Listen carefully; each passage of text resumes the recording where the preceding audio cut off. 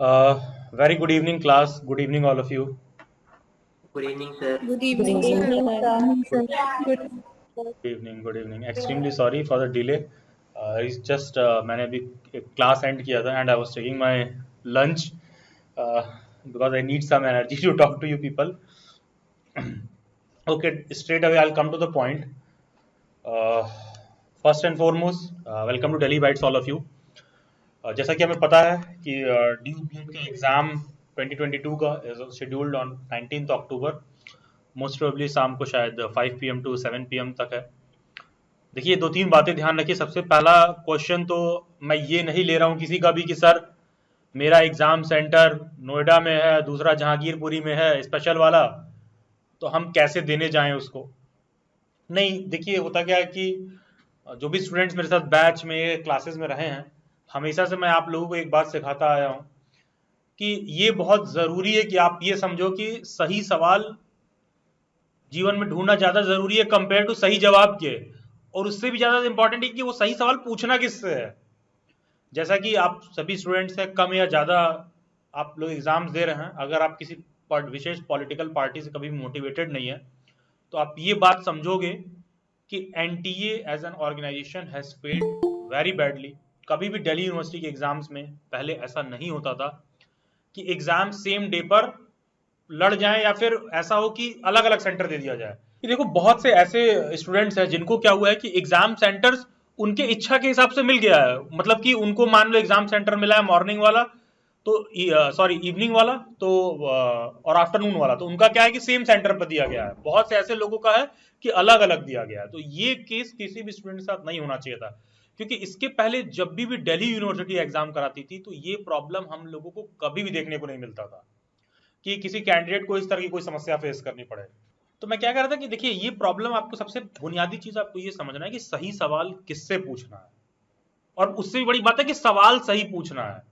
तो पॉइंट यहाँ पर ये है कि देखो, ये सारा का सारा फॉल्ट एनटीए की तरफ से हो रहा है। क्योंकि देखो यार, like I have become very open to criticism for NTA, क्योंकि देखिए मैं इतना ओपनली किसी ऑर्गेनाइजेशन को क्रिटिसाइज नहीं करता हूँ, क्योंकि मैं मानता हूँ ऑर्गेनाइजेशन के अपने अलग चैलेंजेस होते हैं। लेकिन एनटीए ने पिछले दिनों में जितने भी एग्जाम्स कराए हैं सबके साथ कुछ न तो कुछ प्रॉब्लम रहा है, और इस बार वो फिर से हो रहा है। बहुत से ऐसे स्टूडेंट्स हैं स्पेशल का जिन्होंने फॉर्म भर रखा है, ये सेंटर वहां है, दूसरा कहीं और है। बहुत से ऐसे कैंडिडेट्स हैं उनका सेम सेंटर दिया गया है। तो कहीं ना तो कहीं उन लोगों के साथ बायसनेस है। ठीक है, तो कोई भी मेरे पास ये बेफजूल का सवाल लेके नहीं आएगा कि सर ये यहाँ सेंटर है वो वहाँ है तो क्या करें, सर आपने कहा था स्पेशल वाला भर लो। देखो, वो मेरा काम है आपको सजेस्ट करना, एज अ ऑप्शन क्रिएट करना। अदरवाइज बहुत लोगों का क्या है, 21 तारीख को पेपर है। हाँ, लेकिन होता है क्या है कि हर आपदा में एक अवसर भी प्रकट होता है। इस आपदा में यही अवसर है कि बहुत से ऐसे रेगुलर वाले स्टूडेंट्स होंगे जो रेगुलर बीएड का पेपर देने जाएंगे और स्पेशल वाला नहीं देंगे। वो तो कहीं ना तो कहीं स्पेशल वाले में कंपटीशन कम होगा, क्योंकि मोस्ट प्रोबेबली पास्ट रिकॉर्ड में मैंने ये देखा है कि बहुत से ऐसे स्टूडेंट्स हैं जो स्पेशल वाला एग्जाम रेगुलर वाला क्वालिफाई कर लिए हैं और साथ में स्पेशल वाला भी क्वालिफाई कर लेते हैं। तो इससे कहीं ना कहीं कंपटीशन इंक्रीज होता है, तो ये आपको एडवांटेज मिलेगा।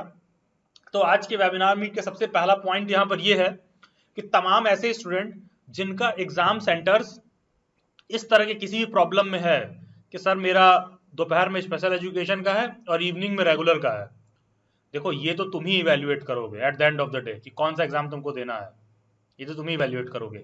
लेकिन बहुत से ऐसे लोग हैं जिनको स्पेशल का ही देना था, तो श्योरली आप स्पेशल वाले को जा सकते हैं। और बहुत से ऐसे लोग हैं जो स्पेशल और रेगुलर दोनों दे सकते हैं, तो उनके लिए तो बहुत अच्छी बात है। अच्छा, तीसरा चीज, बहुत से ऐसे लोग हैं जो मैनेज कर सकते हैं कि वो अपना स्पेशल वाला भी दे सकते हैं, रेगुलर वाला भी दे सकते हैं। तो जो लोग मैनेज कर सकते हैं उनको मेरा स्ट्रांग रिकमेंडेशन है कि आप अपना एग्जाम सेंटर एक दिन पहले जाके देख लो, दोनों कहाँ है, कैसे और आना जाना है। अगर 2 घंटे के बीच में मैनेज हो जा रहा है तो बहुत अच्छी बात है। इस पे जो भी डाउट और क्वेरी है मेरे साइड से यही है, और डेली बैट से कोई भी स्टूडेंट है या मेंबर है तो इसके रिगार्डिंग आप हम लोगों को टेक्स्ट ना करिए तो बेटर है, क्योंकि उसमें हम लोग कुछ कर नहीं सकते। वो एनटीए का है और एग्जाम सेंटर चेंज हो सकता है कि नहीं हो सकता आपको खुद पता है। 24 से 48 घंटे भी ठीक से नहीं रह गए एग्जाम में, 48 आवर्स नहीं रह गए हैं ऑलमोस्ट। 4:20 हो रहा है, 48 आवर्स के बाद आप 4:20 में अपने एग्जाम सेंटर पर होगे। ठीक है, तो 48 आवर्स भी नहीं, एग्जाम सेंटर ये पॉसिबल नहीं है। ठीक है, तो एग्जाम सेंटर को लेकर किसी को कोई कंसर्न नहीं होना चाहिए। अब उसमें से आप डिसाइड कर लो क्या देना है क्या नहीं देना है। फिर नेक्स्ट पॉइंट ये आता है कि एग्जाम के प्रिपरेशन को लेकर के क्या हमारा अप्रोच होना चाहिए, एग्जाम को कैसे देना है, क्या करना है। देखिए एक तो पॉइंट ये है कि अब एग्जाम के स्ट्रक्चर पर मैं बात कर लूं। देखो एक सबसे बड़ा कंसर्न होगा आप लोगों का, ठीक है, नेगेटिव मार्किंग का। देखिए एग्जाम देकर, एग्जाम देने के बाद आना और कोई मीटिंग ज्वाइन करना फीडबैक का, या फिर जो भी बैच में हो कोई मेंबर हो कुछ हो, आके बहुत खुशी खुशी बताना सर हमने तो 90 क्वेश्चन कर दिया, 95 क्वेश्चन कर दिया। देखो मैंने यूजुअली ऐसे कैंडिडेट्स को पास होते देखा नहीं है, ठीक है, और खास करके दिल्ली यूनिवर्सिटी के पीरियड में एक दो अपवाद हो सकते हैं और वो जो एक दो अपवाद होंगे वो यहाँ मीटिंग वोटिंग में नहीं है, ठीक है, वो कहीं बैठ के अपना यूपीएससी कुछ तैयारी वारी कर रहे होंगे, 5 साल से उनका नहीं हुआ होगा तो आ गए बीएड में घुस गए, तो वहां उनका टॉप में पता चलेगा, बाकी की पूरी जनता का 320 नंबर आ रहा है तो वो टॉपर का पता चलेगा 360-70 नंबर है। तो वो एक दो अपवाद के केस होते हैं, उसको स्टैंडर्ड केस से आप कंपेयर मत करिए तो बेटर रहेगा, ठीक है।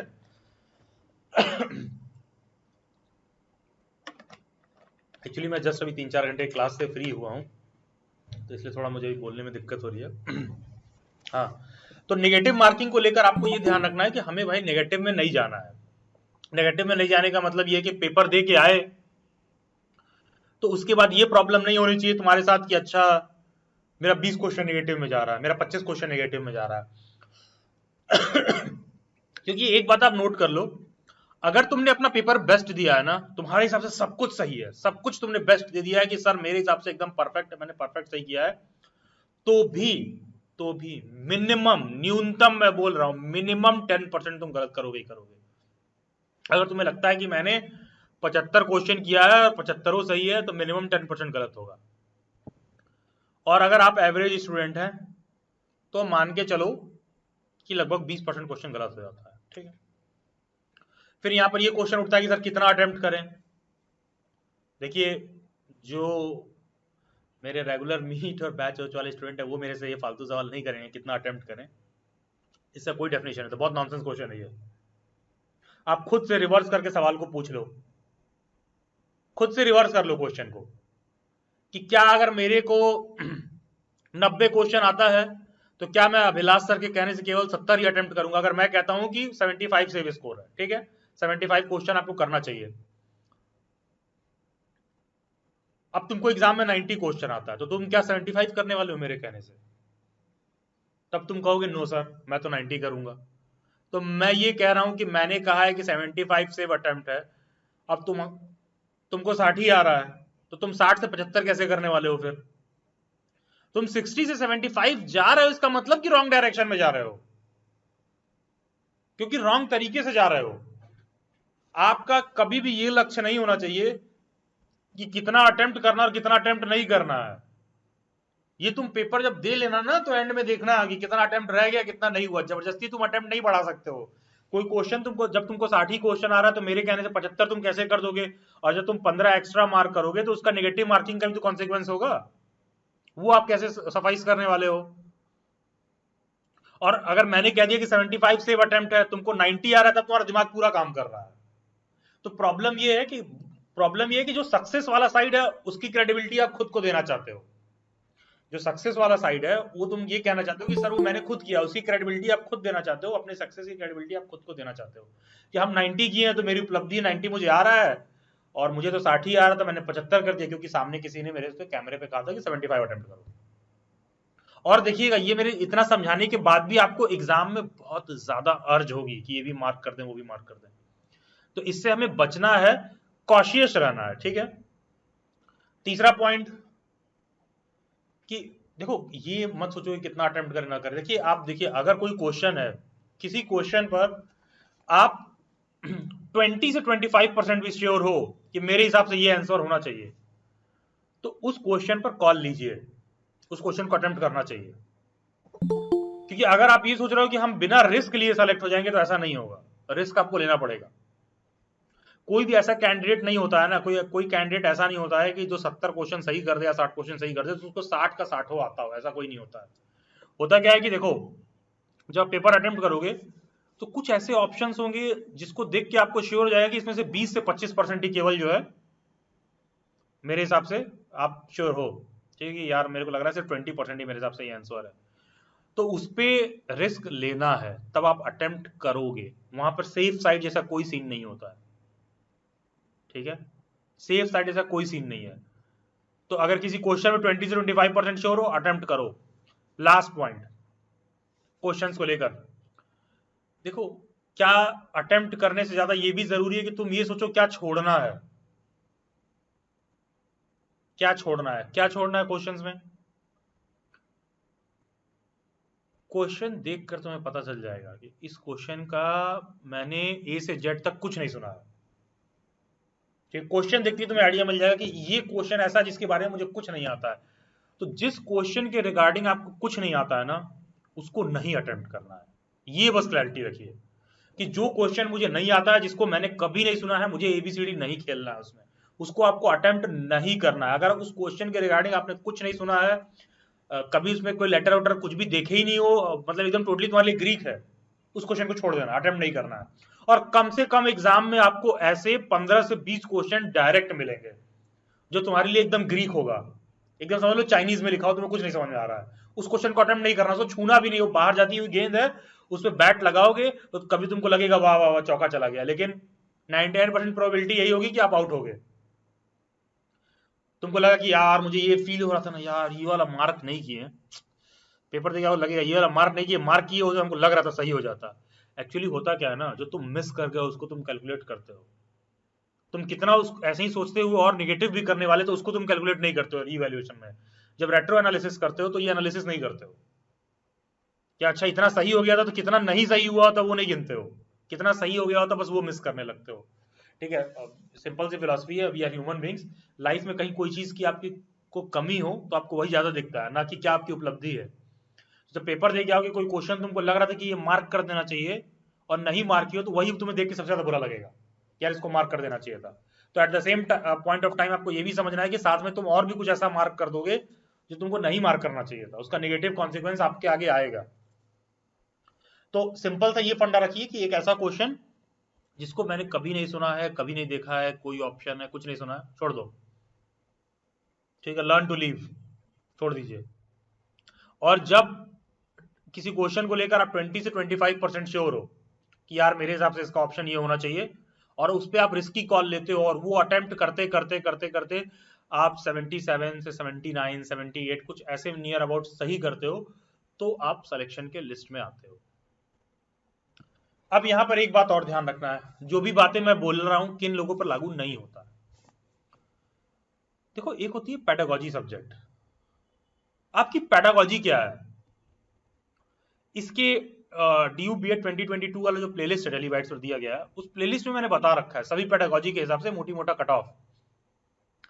मेरी सभी बातों को आप अपने पेडागोजी के हिसाब से इंप्लीमेंट करोगे। कोई बच्चा साइंस का है, कोई बच्चा सोशल साइंस का है, और कोई लैंग्वेज का है, तो उन तीनों लोगों पर तो मेरी बात लागू होती है।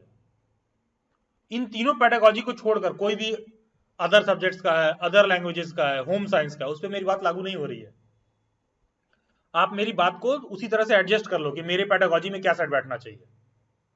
ठीक है, इतना डिसीजन आप खुद लोगे कि मेरे पेडागोजी पर क्या सेट बैठना चाहिए। नहीं तो ऐसे ऐसे लोग हैं, आज मैं देख रहा था कि डेली बाइट्स पर मैं दिखा भी रहा था, अभी मॉर्निंग वाले क्लास में मैं स्टूडेंट्स को दिखा रहा था, आफ्टरनून वाली क्लास में ऐसे ऐसे स्टूडेंट्स हैं कि सर क्लास ऑन कि सर एग्जाम सेंटर पे लिखा हुआ है कि ऑनलाइन सेंटर है, तो सेंटर पे जाना है कि एग्जाम ऑनलाइन होगा घर से। ऐसे भी कैंडिडेट्स एग्जिस्ट कर रहे हैं अच्छे अच्छे घर से, इतना लेवल का इग्नोरेंस है।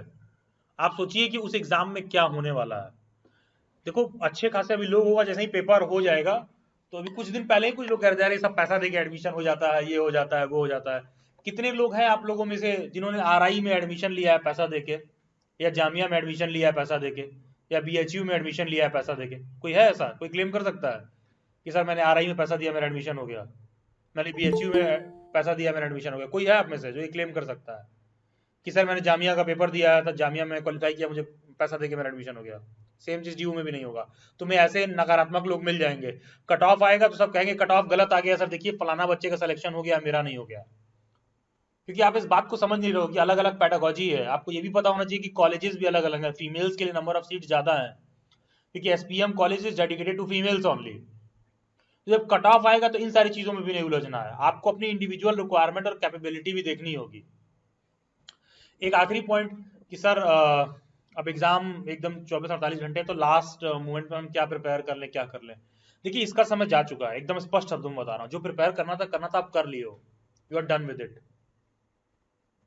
You don't have a single rupee stuff from here to add, ठीक है। अगर आप ऐसा कर रहे हो तो आप अपने आप से खुद को, होता है ना, खुद को आप ठग रहे हो, ठीक है। अपने अपने साथ ही आप छल कर रहे हो। अगर आपको ऐसा लग रहा है कि यहाँ से आप कुछ और करने वाले, एडिशनल ऐड करने वाले हो, हाँ वो एक अलग बात है कि तुम 3 महीने से लगातार पढ़ रहे थे, एकदम रिदम में हो, और तुमको लग रहा है कि अच्छा आखिरी दिन मुझे कुछ कुछ रिवाइज करना है, वो एक अलग मैटर है। लेकिन कुछ भी यहाँ से नया पढ़ लें, तो कोई भी स्टूडेंट का मैं ये भी क्वेरी नहीं लेने वाला हूँ कि सर साइंस कहाँ से पढ़े, लैंग्वेज कहाँ से पढ़े, सोशल साइंस कहाँ से पढ़े, ये सब हो गया, इसका टाइम गया, ठीक है। इसका टाइम अब है ही नहीं। अब आपको क्या सोचना है, अब आप बस इतना सोचो कि मेरा ये जो लेवल है ना, जो आपका एक स्टैंडर्ड मानक लेवल है, ठीक है, उससे नीचे नहीं जाना है आपको। जब आप पेपर अटेम्प्ट करते हो ना, आपके जो मार्क्स आते हैं आपको पता होता है अपना लेवल, तो पेपर देने के बाद तुम्हें ये इंश्योर करना है कि अपने आप से तुमको ये बात नहीं जस्टिफाई करनी है कि यार इतना तो मैं मॉक में कर लेता था, इतना तो मैं मेरा प्रीवियस ईयर में आ रहा था, यार ये मैं कर सकता था, ये मैं नहीं कर पाया। अगर तुम्हारा लेवल 400 नंबर में 100 नंबर का है, तो इंश्योर करना कि 99 ना आए। आपकी लड़ाई उस पर होनी चाहिए। अगर तुम्हारा लेवल 200 नंबर का है ना, तो इंश्योर करना कि तुम्हारा लेवल 199 पर ना है। और किसी को ये नहीं पता कि सर मेरा लेवल क्या है, तो आप लोगों ने, मैं उम्मीद करता हूं कि 2021 वाला पेपर दिया होगा फुल टू एकदम मॉक की तरह। जितना आपका उसमें मार्क्स बन रहा है, ठीक है, वही मोटी मोटा आपका एवरेज लेवल है 2021 का जो आपने पेपर दिया है, ठीक है। कोई ऐसा होगा कि नहीं दिया होगा तो आप वेबसाइट पे जाके चेक कर लेना, ठीक है। दिल्ली बैट की वेबसाइट पे आप जाके मॉक दे सकते हो। और in fact though we don't cover any promotion in this meetings, लेकिन प्राइस मल्टीपल टाइम्स रिड्यूस कर दिया गया है, ये आप लोगों को ऑलरेडी पता होगा, ठीक है। तो आप वेबसाइट पर जाके इजीली जो है, जो एग्जाम सेंटर वाला था, एडमिट कार्ड वाला, उस वीडियो लेक्चर मैंने कोड वगैरह बता रखा है, इजीली यूज करके उतना आप कर सकते हो। और किसी को वो भी महंगा लग रहा है भाई, तो you are least interested in studying, उतना तो आपको देना ही पड़ेगा कहीं भी आप जाओगे कर रहे हो तो, ठीक है। बहुत बेसिक प्राइस है, तो आप दे के लेवल चेक कर लो, आपको अपने लेवल का आइडिया होना चाहिए, ठीक है। तो तुम ये देखो कि अगर 2021 का पेपर दे रहा हो, 2020 का पेपर दे रहा हो, 2020 और 2021 के पेपर में जमीन आसमान का लेवल में अंतर है। 2021 का लेवल इजी है और 2020 का लेवल काफी ऊपर है, ठीक है। तो मान लो कि लास्ट ईयर के कट ऑफ से तुम्हें कंपेयर करना है, अपने आप को कंपेयर कर लो, देखो कितना कट ऑफ बन रहा है, 2021 में मेरा कितना आ रहा है, जो मैंने मॉक दिया वो आपका लेवल है, उससे नीचे नहीं जाना चाहिए। बस आप ये इंश्योर कर लो खुद को लेकर कि भाई मेरा ये लेवल है, मेरे को इससे नीचे नहीं जाना। और इस बात का इन पर्टिकुलर आप ध्यान रखिए, मेरे को मेरा ये लेवल है, मेरे को कोई रिग्रेट में नहीं जाना है, ठीक है। तो यहां से मान लो कि सर साइंस पढ़ लें, क्या पढ़ लें, नहीं यार, यहाँ से जो पढ़ रखा है बस उसको रिवाइज करिए। एंड और सबसे अच्छी बात ये है, देखो इवनिंग में पेपर का एडवांटेज ये होता है, बहुत बच्चे होता है रात में देर तक जगते हैं, इस समय एग्जाम में शेड्यूल उड्यूल बहुत खराब रहता है, लेकिन 90% ऐसे लोग होते हैं कि शाम को तो सब जाग ही रहे होते हैं। तो कोई ऐसा है आपने से दोपहर दोपहर में सोता है, तो थोड़ा अपना नैप ले लीजिएगा, पहले ही आप आराम कर लीजिएगा पूरा एग्जाम में, just keep your mind fresh. Lastly exam centre में जब पहुंचिएगा तो don't panic and don't try to see the system of other people, क्योंकि जब भी तुम किसी कंप्यूटर का, किसी अपनी आंख उठा के किसी का भी दूसरे का कंप्यूटर देखोगे ना, तुमको बाय गॉड दिखेगा कि तुमसे ज्यादा वो अटेम्प्ट किया है और बहुत सारा अटेम्प्ट किया है। एक ही चीज समझिएगा, समाज में ढंग के लोग, सक्सेसफुल लोग कम है, बेवकूफों की तादाद बहुत ज्यादा है, ठीक है। तो उसको देख के तुम परेशान नहीं आज ये होना। मेरे साथ हुआ है। आज ना इंग्लिश का मास्टर्स का पेपर था, मैं सुबह पेपर देने गई ये और पता आई वाज है। Suppose to reach by 7:30। और ना मतलब जैसे नजर जाती है तो ना एनटीए के एग्जाम सेंटर में ट्रांसल्यूशन पार्टीशन है। और जैसे ही जस्ट मैं वो दिख रही थी रिस्पॉन्स बोर्ड किसी का, एंड आई वाज लाइक यार इसने कितना किया है। हल्का सा जब मैं उठ के वॉशरूम गई, आई रियलाइज कि मैं अपना ही रिस्पॉन्स देख रही हूँ और अपने आप को ही मैं बोल रही हूँ इसने कितना ज्यादा किया, और जो मेरी ही चीज थी, और हमें तो एक दूसरे के पार्टीशन से दिख ही नहीं रहा। तो ये मुझे बड़ा अजीब लगा कि ये कैसी टेंडेंसी है। हाँ देखो, लिटरली मैं बता रहा हूँ, देखिए आप लोग कोई सा भी एग्जाम देंगे तो ये सभी लोग लागू होता है, तो डोंट सी कि अच्छा अगला वाला ज्यादा कर रहा है, नहीं। ऐसा कुछ नहीं है, that is not going to happen with you people. ठीक है, एकदम क्लैरिटी रखो भाई इस पे। तुमको ज्यादा कर रहा है कम कर रहा नहीं, सिस्टम पे जाइए, पहले ही अपने आप को चेक कर लो एकदम कंफर्टेबल हो कि नहीं। नहीं कंफर्टेबल हो, पहले ही क्लेम कर दो भाई मैं कंफर्टेबल नहीं हूँ, मेरे कुर्सी पे दिक्कत हो रहा है, थोड़ा पीछे कर लीजिए। कोई पेन पेंसिल शेयर नहीं करना है, रिश्ता नहीं बनाना है बगल वाले से तुम्हें। ठीक है, और कोई लड़का ये नहीं अच्छा वो बगल में कोई बहुत खूबसूरत से बैठी लाओ पेंसिल ही मांग ले नहीं, don't do all that, and vice versa. कोई फीमेल भी don't don't get yourself disturb. वैसे तो वो लोग पेपर और पेन देते हैं, डोंट डिस्टर्ब योरसेल्फ अननेसेसरली। शांति से बैठी जाके पहले ही चेक कर लो, सिस्टम चेक कर लो हिला उला के। ऐसे पकड़ के जाना, फोन होना, ऐसा ऐसा कंप्यूटर वम्प्यूटर पूरा हिला के चेक कर लेना कि ऐसा तो नहीं है कि ऑफ हो जा रहा है माउस वाउस, कुछ हिल जा रहा है, कुछ हो रहा है, ये सब चेक कर लिया करिए। एकदम पूरे बेशर्मी के साथ चेक करो एकदम जाके कि सब कुछ सही चल रहा है कि नहीं। क्योंकि जब पेपर देते हो तो लिखा रहता है I accept terms and condition, I agree, तो उसमें बात लिखी रहती है the system provided to me is in perfect form. लिखो no I don't agree, the system provided to me is not in perfect form. वहीं आप बोल सकते हैं सेंटर पर कि ये सर मेरे को चेक कर लो कि तुमको एकदम अस्वस्थ हो कि नहीं माउस सही से काम कर रहा है। तो ये सब चेक कर लिया करिए, एकदम पूरे कंफर्ट स्पेस में बैठो and just give your best. और तुम्हें अपना बेस्ट सर दे। ये एनडीए वाला बहुत हाँ, बदतमीजी से चेकिंग की और है और बहुत गंदा कर रहे हैं, नहीं दे रहे। नहीं, और आपको अपना बेस्ट देने के लिए सबसे ज्यादा आपको क्या करना है कि ये बात आपको ध्यान रखनी है कि आपको अगर अपना बेस्ट देना है तो तुम्हें हमेशा एकदम रहो कि मैं मेरा पीस ऑफ माइंड और मेरा स्टेट ऑफ माइंड नॉर्मल होना चाहिए। ठीक है, यू डोंट डिसाइड कि सर मैंने इतना दिन तक पढ़ लिया, ये कर लिया, प्रिपरेशन नहीं है, ये नहीं है, वो नहीं है। अब डोंट डिसाइड योर लेवल। अगर आपको ये डिसाइड करना तो 4 महीने पहले आपको इस पर विचार करना था। और एक आखिरी बात कि जो ड्यू के जनरली पेपर है ना, भाई ठीक ठाक लेवल का आता है, एकदम ढंग का, जैसे सरकारी जॉब का पेपर होता है ना वैसा होगा वो। It is not going to be just a B Ed entrance exam. तो जब आप अच्छी जगह से क्वालिफाई करके आते हो, अच्छे तरीके से पढ़ के आते हो, आपको अपना नॉलेज और पोटेंशियल पता चलता है। ठीक है, आपको अपना नॉलेज और पोटेंशियल पता चलता है कि हम कितना कर पा रहे हैं जब आप ढंग से चीजों को पढ़ के आते हो। और जो शिकायत करने वाले लोग हैं, ठीक है, उनके पास शिकायतों की फहरिस्त है एकदम, उनको जिंदगी में हर चीज से शिकायत है।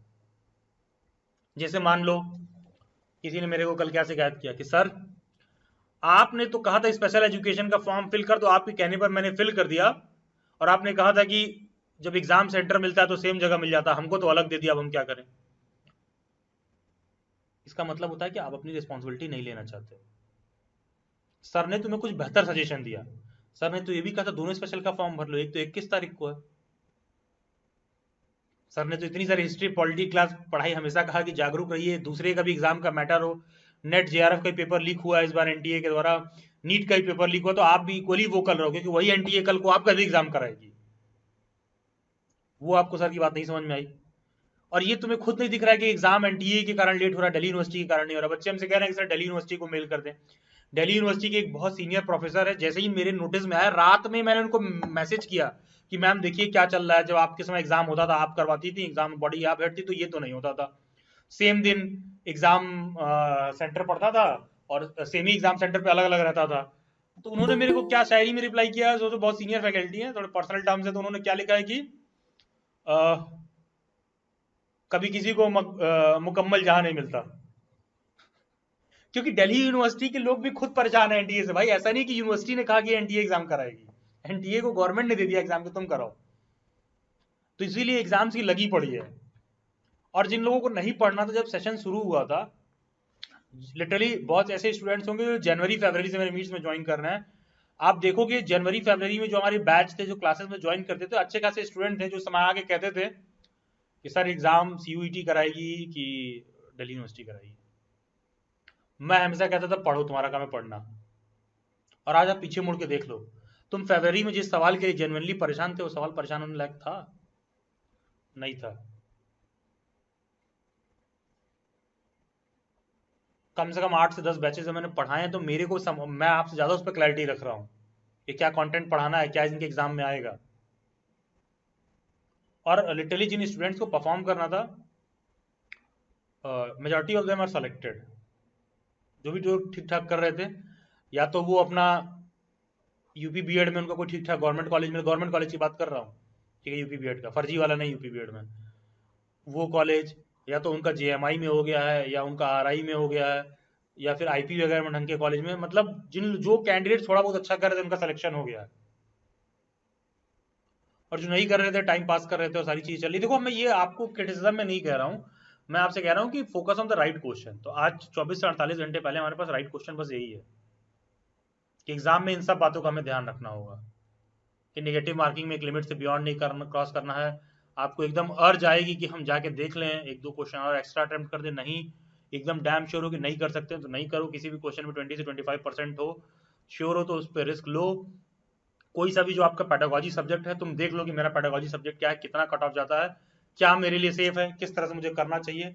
ठीक है, एग्जाम सेंटर के लेकर बवाल में उलझने से अच्छा है कि दूरी चेक कर पा रहे हो तो एक दिन पहले जाके चेक कर लो, नहीं चेक कर पा रहे हो तो डिसाइड कर लो कौन सा देना है, रेगुलर वाला देना है, स्पेशल वाला देना है। ठीक है, वैसे तो 90% लोग इसमें वही होंगे जिन्होंने रेगुलर वाला फिल किया होगा, लेकिन लास्ट मोमेंट पे आप चॉइस चेंज कर सकते हो अपना, मतलब तुम डिसीजन अपना कर सकते हो, you can make your decision कि ठीक है मैं रेगुलर वाला नहीं दे रहा, मैं स्पेशल वाला दे रहा हूँ। और ये मैं इसलिए कह रहा हूँ क्योंकि अभी अभी जो हमारा सीटेट का बैच चल रहा है उसमें एक लड़की है, तो जब जनवरी में हमारा बैच चल रहा था तो लास्ट ईयर वो कभी लास्ट टू लास्ट ईयर वो कभी नहीं सुनी थी स्पेशल के बारे में, क्या होता क्या नहीं होता। पढ़ी, सेलेक्ट हुई, उसके बाद उस बेसिस पे जॉब कर रही है, उसकी शादी हो गई। सीटेट के हमारे जनवरी वाले बैच में थी, ज्वाइन की थी, उसकी शादी हो गई। तो वो आई हमसे बात की, कही कि सर मेरी शादी हो गई है, ये वो, जो अगला बैच शुरू होगा तो हमको वहीं से कंटिन्यू करने दीजिएगा। तो समझ लो कोई बच्चा कहता है कि अच्छा शादी हो रही है कंटिन्यू करने, तो हम लोग कहते हैं, हमको लगा कि अच्छा भी मतलब ठीक है उसका शादी वादी हो गया, she is back to her family life, she is moving forward to her family life. अब ठीक है, जिसमें पढ़ना था पढ़ लिया, लेकिन 6 महीने बाद उसकी शादी होती सब कुछ हो गया, वो वापस अभी जो प्रेजेंट वाले बैच में ज्वाइन करके काफी कुछ प्रिपेयर कर रही है and she is really doing good her in her life. तो उसने किसी बात में मुझे को बोला कि सर मैं आपके पास करियर काउंसलिंग के लिए आई थी और मेरा सो एंड सो केस था, तो आपने देखा, आपने कहा ये वाला फॉर्म फिल कर दो, पूरा सर पूरा मैं आप ही की वो से पूरा किया है मैंने, और मेरे को जॉब भी वैसे ही मिल रहा है। और मुझे कोई आइडिया नहीं है, देखो यार तब से पता नहीं कितने सारे बच्चों को बात किया होगा, मेरे को कोई आइडिया नहीं है कि अच्छा उसको शादी हो गया, ये हो गया, वो हो गया, और अभी सीटेट वाले बैच में थी, ज्वाइन थी, तो वो उस चीज को कर रही है। और देखिए लास्टली, डिसीजन आपको अपनी लाइफ में खुद लेना है। ठीक है, और जैसे कि मेरी ही एक स्टूडेंट थी, वो मुझे बताने लगी कि sir initially like in month of January I was very clear कि मुझे दिल्ली वाइट्स पे ज्वाइन करना है, और उसके पेरेंट्स का क्या था, नहीं नहीं तुम ऑफलाइन में ज्वाइन करो, ये करो वो करो। कैंडिडेट ने कोई 23,000, कोई 29,000, कोई 19,000, कई ऐसे लोग, कई ऐसे कैंडिडेट्स अलग अलग इन लोगों ने फीस देकर रजिस्टर कर लिया। कमाल की बात ऐसी है, कोई ऐसा है जो जीएमआई में एलिजिबल नहीं है और वो जीएमआई का प्रिपरेशन भी करा दिया उसको कोई इंस्टीट्यूट वाला, कोई दूसरे इंस्टीट्यूट में किसी और चीज का प्रिपेयर कर रहा है, किसी और चीज के बैच में बैठा दिया।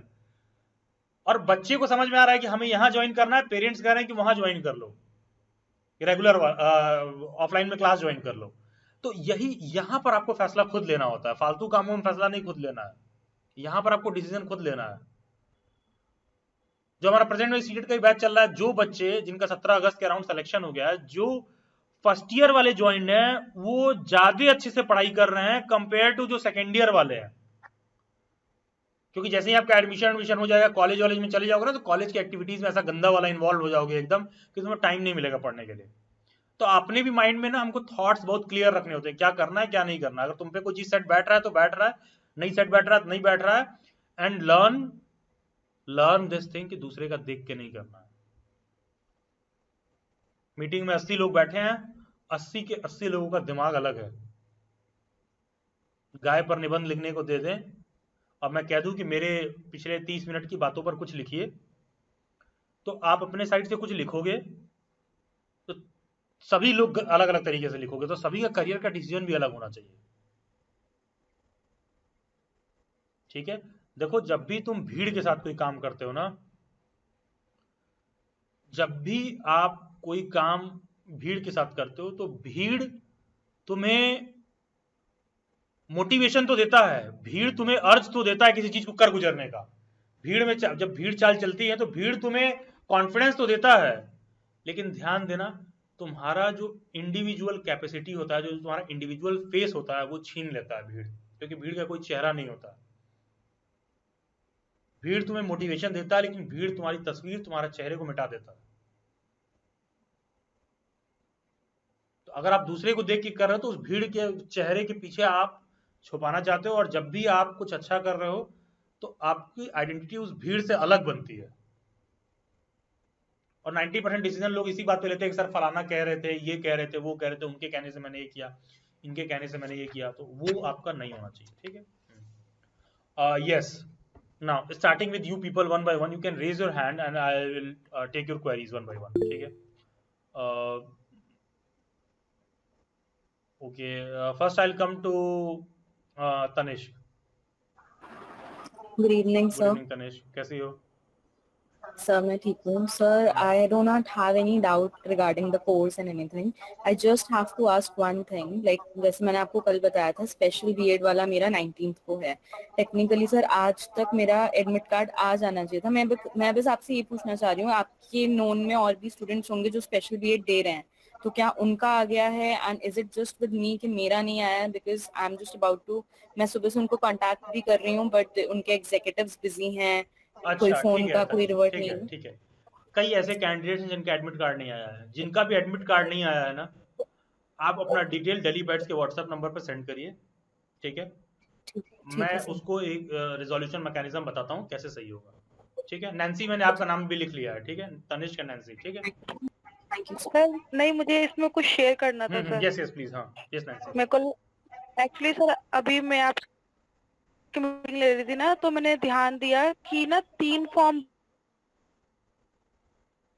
नैन्सी तेरी वॉइस नहीं आ रही है, your voice is breaking Nancy. अलग है। मैं क्या प्रॉब्लम कर रही थी, मैं 21st वाला फॉर्म नंबर डाल रही थी। अब आ रही है sir? Yes yes yes yes yes. Hello yes yes okay Nancy. Hello. Yes हाँ तो मैं हाँ मैं मेरे को हाँ जी तो ये सर, तो मैं ये बताना चाह रही थी सर, मे बी तनिष्क को भी प्रॉब्लम हो रही है और मेरे को भी हो रही थी। मैं क्या कर रही थी सर, जो 21st का जो मैंने फॉर्म ठीक भरा है, था ना, उसका एप्लीकेशन नंबर डाल डाल रही थी, लेते इसलिए एडमिट कार्ड डाउनलोड ही नहीं हो रहा था। ठीक है। तो अभी मैंने ना अपना दोनों फॉर्म, हाँ दोनों फॉर्म का मैंने देखा, तो मैंने नंबर डाला, अब आ गया एडमिट कार्ड। तो मे बी तनिष्क वो गलती ना करे, तो मैं इसलिए बता रही हूँ कि अपना ठीक एप्लीकेशन है, नंबर 3 फॉर्म भरे तो तीनों का देख लो, अलग अलग है। ठीक है। और उसके बाद भी किसी को नहीं हो रहा, अपना डिटेल भेजिए, मैं उसको रिजॉल्व कराता हूँ, घंटे भर में रिजॉल्व हो जाएगा। ठीक है, कोई भी डेली बैट्स का पेड मेंबर या बैच वैच कोई भी स्टूडेंट है जिसका एडमिट कार्ड डाउनलोड होने में प्रॉब्लम हो रही है, just WhatsApp your log in detail to my WhatsApp handler. इस मीटिंग के बाद घंटे भर के अंदर आपका एडमिट कार्ड आ जाएगा। I will get it resolve with in an hour. ठीक है, not to worry regarding that. ठीक है, हाँ then I will come to Anshika. हाँ yes Anshika yes.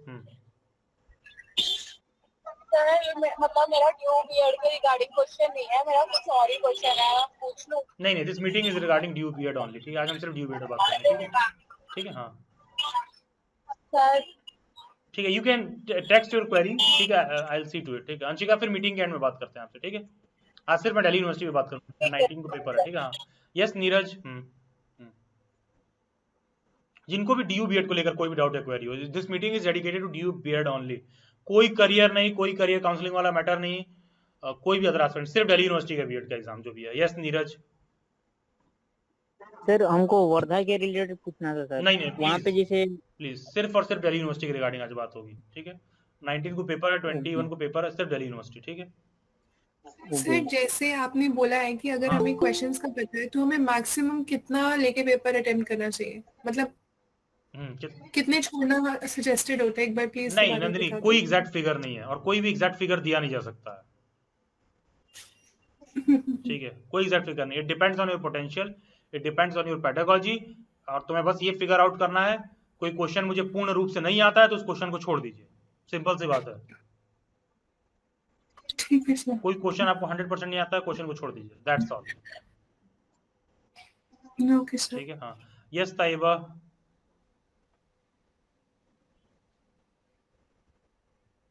Hello hello Taiba, yes how are you? Good sir, good evening. Good evening Taiba. Sir मेरा question ये था कि जैसे आपने बताया पेडागोजी के हिसाब से हमारी रैंकिंग होती है जिसमें नाम आता है सर, तो मेरा सोशल साइंस है, 50-55 अगर मैं करेक्ट करती हूँ तो ही मेरा सिलेक्शन हो सकता है सिलेक्शन लिस्ट में। सोशल साइंस है तो मिनिमम आपको 55 क्वेश्चन सही करना है। 55 क्वेश्चन yes, सही sir, करने का मतलब ये नहीं हुआ कि आप क्या कहते हैं बाकी का 45 गलत करोगे। नहीं, हाँ मेरा मतलब वो ये सर कि नेगेटिव मार्किंग के साथ मेरे 55 करेक्ट होने हाँ 55 क्वेश्चन सही होना चाहिए तो आप श्योर शॉर्ट लिस्ट में रहोगे। तो सर ये स्पेशल के लिए भी यही रहेगा ना? क्या चीज? सर स्पेशल वाला एंट्रेंस के लिए भी यही रहेगा ना रैंकिंग का सिस्टम? देखो अगर इतना तुम रेगुलर वाले में कर पा रही हो तो स्पेशल वाले में ज्यादा अपॉर्चुनिटी है सेलेक्ट होने का उस दृष्टिकोण से। सर स्पेशल वाले में कुछ अलग तो नहीं, मतलब क्वेश्चंस वगैरह रहेंगे? नहीं जिस पेपर का तरह लेवल ऐसा नहीं रहेगा, क्वेश्चन जो आपने पढ़ा है वही आएगा। सर तुमने दिल्ली बाइट से तैयारी करी है, मोर सब देन सेम वही सफिशिएंट है रहेगा? यार, उसके सब जामिया वामिया पता नहीं कहाँ कहाँ सेलेक्ट हो लिए हैं। ठीक हाँ अच्छा वो मोर देन सफिशिएंट है। ठीक है हाँ यस श्रेयसी।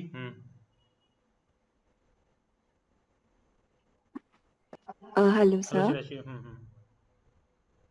सर मेरा ये क्वेश्चन है कि एग्जाम से पहले ये जो लास्ट मिनट एंजाइटी होती है इसको कम करने के लिए क्या करना है, और मतलब लास्ट मिनट रिवीजन टिप्स आप क्या देना चाहेंगे 2 दिन में? मतलब कर लिया है सब कुछ बट फिर भी मतलब क्या करे वो मुझे समझ में नहीं आ रहा श्रेयसी है। कभी कभी कुछ नहीं करना भी कुछ करने जैसा ही है। ठीक है तो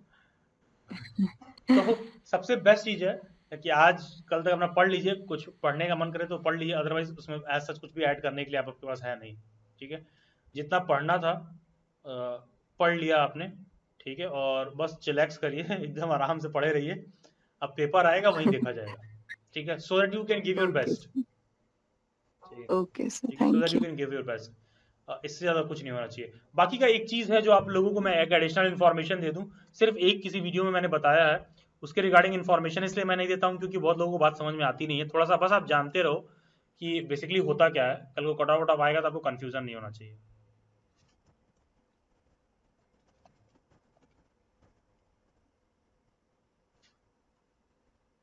आई होप मेरा स्क्रीन दिख रहा है। Yes sir. एक्चुअली मैं एज यूज कर रहा हूँ ना, तो ये सॉफ्टवेयर मैं रेगुलरली यूज करता नहीं हूँ एज, मुझे ज्यादा आइडिया नहीं है इसका।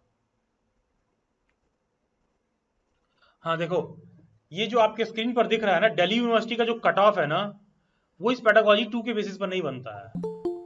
ठीक है दिल्ली यूनिवर्सिटी का सारा कट ऑफ पेडागोजी 1 के बेसिस पर बनता है। Science, language, social science, other subject, other language, home science. तो कहने का मतलब है कि ये जो पेडागोजी 2 वाले का सब्जेक्ट है ना, बायोलॉजी वाले का कंपटीशन इंग्लिश वाले से नहीं है। बायोलॉजी वाले का competition chemistry, integrated science, mathematics और फिजिक्स वाले से है और बायोलॉजी वाले से है। उसी तरह इंग्लिश, हिंदी, संस्कृत वालों का कंपटीशन आपस में है तीनों का, इनका कंपटीशन आपस में, इनका कंपटीशन, क्योंकि मेरिट ना दिल्ली यूनिवर्सिटी में पेडागोजी 1 के बेसिस पर बनती है, पेडागोजी 2 के बेसिस पर नहीं बनती है। ये एक बहुत बड़ा दिल्ली यूनिवर्सिटी का एक फैक्ट है। तो जैसे मान लो कई बार होता है, बहुत लोग होता है कि सर मेरे पेडागोजी 2 में कोई इशू है, तो मैं क्यों बोलता हूँ कि बाद में रिजॉल्व हो जाएगा, क्योंकि अगर मेरिट आपकी पेडागोजी 1 के बेसिस पर बनती है ना और आपने पेडागोजी 1 सही फिल किया है, तो पेडागोजी 2 अगर हमें कोई दिक्कत भी होता है तो वो कॉलेज का प्रिंसिपल अपने लेवल पर चेंज कर सकता है, लेकिन पेडागोजी 1 नहीं चेंज कर सकता। ऐसा नहीं कि तुम साइंस वाले तो सोशल साइंस वाला पेपर दे लोगे, ऐसा नहीं कर सकते हो, लेकिन कंपटीशन आपका, मेरिट आपका पेडागोजी 1 पर ही बनेगा।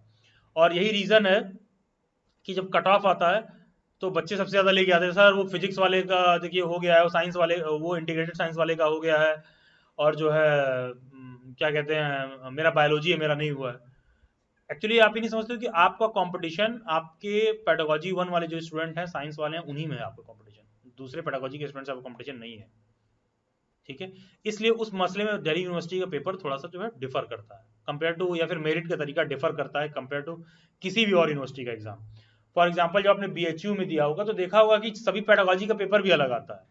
दिल्ली यूनिवर्सिटी का ऐसा नहीं है, चाहे तुम कॉमर्स पेडागोजी को या किसी पेडागोजी को, पेपर सबका सेम है, तो मेरिट उस हिसाब से बनेगी और पेडागोजी 1 के बेसिस पे बनेगी। ठीक है यस अशु।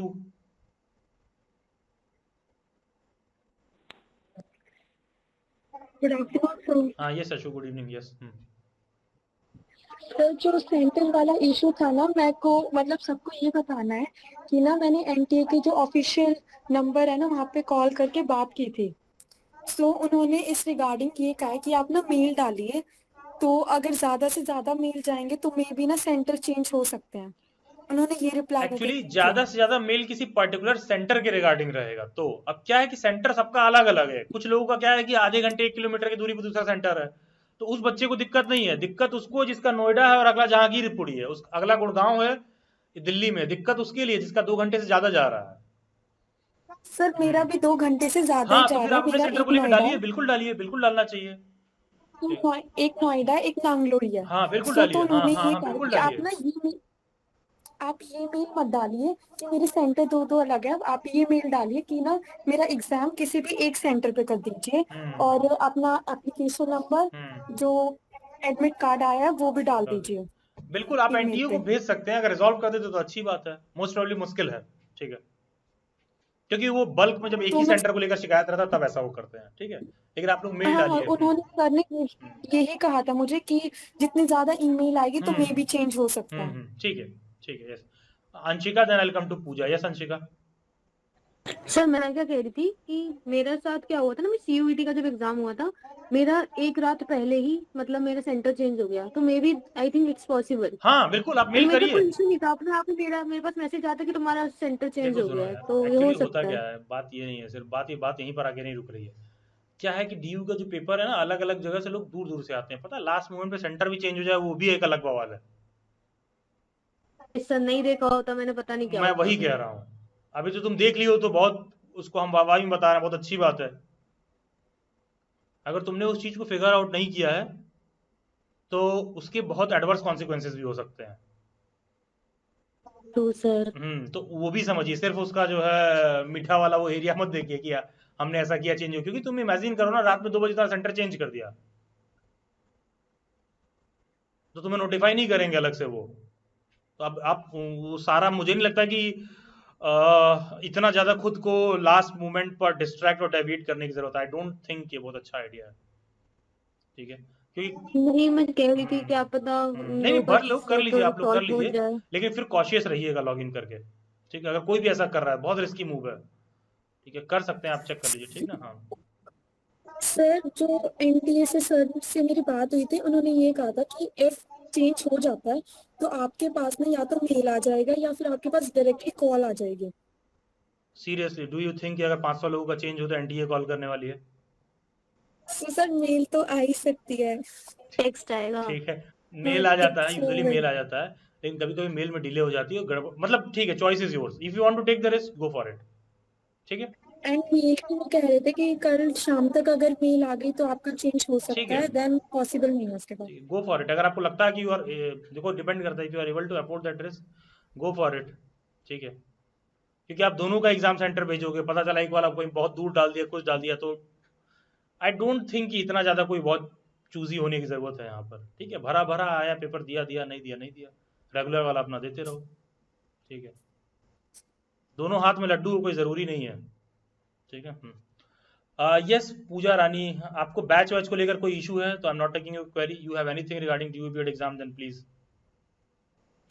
तो एक्चुअली मुझे ये पूछना था, जैसे मैंने 2021 का मॉक दिया, तो उसमें तो लाइक मेरे सही मतलब कट ऑफ 200 के मतलब इतना पहुंच गई, बट वही मैंने जो बाकी के मॉक्स दिए ना उसमें ना मतलब कम जा रही है कट ऑफ, तो मेरे को ना उसको लेके बहुत एंजाइटी हो रही है।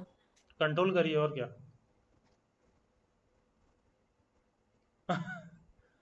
कंट्रोल करिए, आपको एग्जाइटी हो रही है तो कहीं ना कहीं आपका स्टेट ऑफ माइंड डिस्टर्ब हो रहा है, और ये आपको मतलब learn to take the exam fear and phobia, ठीक है। इससे ज्यादा मैं क्या कहूँ आपको। And sir one more thing sir, जो मैंने ना आपसे अपना ग्रेजुएशन का पूछा था, तो ना सर मैंने उन कॉलेज वालों से ना बात की थी कि मेरे एक सब्जेक्ट में ना उन्होंने ईआर डाल दिया, तो जब मैं एग्जामिनेशन ब्रांच गई ना तो वहां पे मुझे पता चला कि कॉलेज की तरफ से ना आगे उनके पास मार्क्स फॉरवर्ड नहीं करे गए हैं, तो उसकी वजह से सर मुझे प्रॉब्लम हो सकती है आगे, तो मैं मुझे क्या नहीं पता करूँ क्या मुझे पूछा समझ था में नहीं आपने, आ रहा। मुझे I have no idea, please बताइए क्या पूछा था। सर मतलब मेरा ना फिफ्थ मतलब ग्रेजुएशन तो मेरी हो गई, मेरे 6 सेमेस्टर का भी रिजल्ट आ चुका है, बट उसमें ना मेरे 5th सेमेस्टर के एक सब्जेक्ट में ना ईआर दी हुई है, क्योंकि वो जो बैकलॉग सब्जेक्ट है है, वो मैंने मेल क्या सर बैकलॉग है ना। बैकलॉग। अरे बैक लगी है ना उसमें। हाँ जी। हाँ तो सीधे बोलो बैक लगी है, बात खत्म। हाँ हाँ तो वो ना एक्चुअली मेरा पोर्टल पे नहीं हो पाया, तो उस एक सब्जेक्ट को मैंने मेल के थ्रू करा था, तो ये कॉलेज वालों की रिस्पॉन्सिबिलिटी थी कि वो आगे एग्जामिनेशन ब्रांच को कॉपीज चेक करके भेजे, बट जब मैं एग्जामिनेशन ब्रांच गई तो उन्होंने बताया कि आपके कॉलेज से हमारे पास मार्क्स ही नहीं आए हैं, तो सर कहाँ से मुझे ना ग्रेजुएशन किया इसको आपने? ले sir Delhi university NC web Shri Guru Gobind Singh ठीक कॉलेज। है, ठीक है, चलिए अभी एग्जाम दीजिए, कल परसों एग्जाम है, मुझे लगता है उस पर फोकस करिए तो बेटर रहेगा, और ये बाद में रिजॉल्व करिए, इतना ही कहूँगा आपसे, ठीक है। और रही बात अगर आप सेलेक्ट हो जाती हैं तो आपको महीने 2 महीने की अंडरटेकिंग मिलती है। जो भी कैंडिडेट सेलेक्ट हो जाएगा जिसके पेपर वर्क में कोई दिक्कत है उसको महीने 2 महीने की अंडरटेकिंग मिलती है, ठीक है। ओके सर, थैंक ठीक यू। है, हाँ हाँ। Yes, anyone else, any question? किसी को कोई और डाउट दिल्ली, सिर्फ और सिर्फ दिल्ली यूनिवर्सिटी को लेकर, ठीक है। केवल और केवल हम दिल्ली यूनिवर्सिटी को लेकर बात करें। ये पूजा प्लीज लोअर योर हैंड, ठीक है। किसी को लेकर दिल्ली यूनिवर्सिटी को कोई डाउट? सर अभी जो डिस्कस किया था ना मैंने एडमिट कार्ड वाला, तो जैसे नांसी ने बोला कि वो एप्लीकेशन नंबर से वो मिल जाएगा, तो सर उस दिन का जो मैंने डाउनलोड्स में देख रही हूँ ना, मेरे को एक ही एप्लीकेशन मिला है, but I am very sure मैंने फॉर्म्स भी भरे हैं, मेरे डिडक्शन भी हुआ है अमाउंट का। ठीक है, तो मैं मुझे मीटिंग के बाद बात करता हूँ समझ सुन, ठीक है। डाउनलोड हो जाए, कोई ऐसी बात नहीं है, ठीक है। अगर किसी का भी एडमिट कार्ड डाउनलोड होने से को लेकर कोई इशू है, don't worry, I will get it resolve with in an hour, ठीक है। 1 घंटे भी ज़्यादा ही बता रहा हूँ, आई विल गेट इट रिजॉल्व, ठीक है। मीटिंग के बाद मैं पहला काम ही वही करने वाला हूँ, घंटे भर में जिनका भी रह गया उसको मैं रिजॉल्व करा दूंगा, ठीक है। Yes Vicky, yes. सर वो ग्लव लेके जाने का, क्या लेके जाना है? एडमिट कार्ड में ग्लव्स ग्लव्स ग्लव्स? हाँ, एडमिट कार्ड में लिखा था कि ग्लव्स लेके जाने हैं। अरे नहीं यार, कोविड वाला वो बात अपनी जगह पर। बाकी का आप सभी लोग ध्यान रखिएगा कि एडमिट कार्ड में इंस्ट्रक्शन पढ़ लेना, और चाहे लिखा हो या न लिखा हो, खुद का 2 फोटो, आईडी कार्ड का 2 जेरोक्स और आईडी प्रूफ अपने पास रखिएगा, लिखा हो चाहे न लिखा हो, ठीक है। ये नहीं कि सर जेरोक्स भी ले जाना, क्या लिखा, अरे रख लोगे 2 तो कुछ घट थोड़ी नहीं जाएगा, रखे रहो, ठीक है। ये मैंडेटरी लेके चलिएगा कि इतना हमको लेके जाना है। और पेन वेन भी रखे रहिए, चाहे एनटीए वाले देते हैं, चाहे शीट ऑफ पेपर देते हैं, कुछ भी देते हैं, कोई भी दिक्कत आपको अपने एंड पर नहीं आनी चाहिए, ठीक है। बाकी एग्जाम देते समय आप लोगों को एक जो एडिशनल पॉइंट ध्यान रखना है, जैसे मान लो delhibytes.in की वेबसाइट पर आए और जैसे मान लो ये मॉक टेस्ट है, ठीक है, और एग्जाम्पल ले लेते हैं कि हम 2021 का जो प्रीवियस ईयर पेपर है उसको एज अ मॉक टेस्ट हम लोग इवेल्युएट कर रहे हैं और चेक करते हैं, ठीक है। तो देखो ये है PYQ 2021, प्रीवियस ईयर पेपर 2021 है, और इसको मैं चेक करता हूँ। देखो क्या आपको ध्यान रखना, क्या नहीं करना है। बहुत कैंडिडेट्स क्या करते हैं ना, क्वेश्चन अटेम्प्ट करने के बजाय पहले 1 नंबर वाला चेक करेंगे, फिर जाएंगे 9 नंबर वाला चेक करेंगे, फिर 18 नंबर वाला चेक करेंगे, ठीक है। ये नहीं आपको करना है, बहुत ज़्यादा स्विच नहीं करना है। जैसे मान लो तुम 1 पर हो, ज़्यादा से ज़्यादा आप चेक कर लीजिए क्या कि 25 या 26 क्वेश्चन के अराउंड क्या है, ज़्यादा से ज़्यादा। फिर उसके बाद आप चेक कर लीजिए 50 या 51 के अराउंड क्या, अगर तुम्हें बहुत चेक करने का मन है तो। अदरवाइज इससे बचिए। सिंपल सा तरीका क्या होता है कि आप क्वेश्चन 1 पर आए हो तो आप उसी हिसाब से यूनिफॉर्म वे में बढ़ते रहो, ठीक है। नेक्स्ट, ठीक है, नेक्स्ट, ऐसे करके एक एक क्वेश्चन करके आप आगे बढ़ते रहिए, ठीक है। इंस्टेड की तुम सोचो कि अच्छा पहले 10 नंबर वाला, पहले 12 नंबर वाला, पहले वो टॉपिक हमको आता है, वो कर लो, ये कर लो। देखो डीयू का पेपर ना एकदम मिक्स्ड आएगा, ये क्वेश्चंस देख के आपको लग नहीं रहा है कि कौन सा क्वेश्चन पे वो टॉपिक दिया हुआ जो आपको आता है या नहीं आता है। बेटर ये है कि आप एकदम सीक्वेंस वे में बढ़ते रहिए, आराम से करते हुए, और ऑटोमेटिकली जो आपको नहीं आता होगा तो अंत में अगर आपका समय बचेगा तो आप वापस आके चेक कर लेना कि क्वेश्चन नंबर 3 पर क्या है, क्योंकि वो वाला टाइल जो ये क्वेश्चन का आइकन रहेगा वो तो आपको रेड शो करेगा नहीं, तो आप वापस पे आके चेक कर सकते हो। इंस्टेड की बार बार 4 क्वेश्चन के बीच में इधर से स्विच कर रहे हो, फिर वापस आओगे, यहाँ आओगे, इससे टाइम भी वेस्ट होता है और कॉन्फिडेंस भी नीचे जाता है। तो सीक्वेंस में, ऑर्गेनाइज्ड में बढ़िए, और जो आपको रिव्यू करना है, आप जब पेपर एंड होगा आप खुद ही पेपर के एंड में आइएगा, वापस चेक कर लीजिएगा, ठीक है। जो अटेम्प्ट करना है उसी समय मार्क कर दीजिए या फिर आगे बढ़िए, मार्क कर दीजिए या फिर आगे बढ़िए, और जब पेपर एंड हो जाए जो क्वेश्चन रह गया उसको समय बचा रहेगा तो आप ऑटोमेटिकली दोबारा चेक करोगे उसको। बाकी कोविड का जो लिखा होगा वो इग्नोर करो। हाँ, यस कोई कुछ कह रहा था।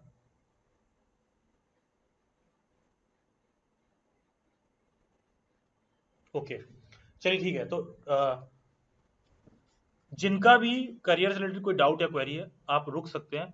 रेस्ट ऑल ऑफ यू, देखिए डीयू बीएड के रिगार्डिंग फिलहाल के लिए इतना ही है, और मैं आप लोगों का आज मीटिंग में रेगुलर मीटिंग की तरह ये लंबा चौड़ा नहीं चलने वाला है, क्योंकि बहुत ज़रूरी है कि अभी आप लोग सिर्फ एग्ज़ाम के उस एस्पेक्ट पर फोकस करिए, और बाकी का देखो स्टेट ऑफ माइंड, पीस एकदम माइंड में मेंटेन रखिएगा, एकदम फोकस्ड रहना। You don't have to be like कि इन अ हरी। छोटे छोटे प्रॉब्लम्स मैंने बताएं, ये आप नोट डाउन करके अपने माइंड में एकदम फीड कर लो, ठीक है, कि ये सारी चीज़ें मुझे करनी है, इन बातों का ध्यान रखिएगा।